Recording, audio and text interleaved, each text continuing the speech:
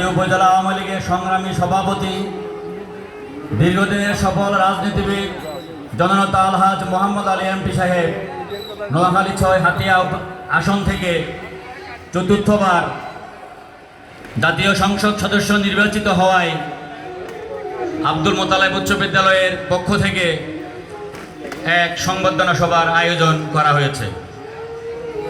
উক্ত অনুষ্ঠানে মান্যবর প্রধান অতিথি এবং বিশেষ অতিথি মহোদয় কিছুক্ষণের মধ্যেই আমাদের সভাস্থলে যোগ দিবেন।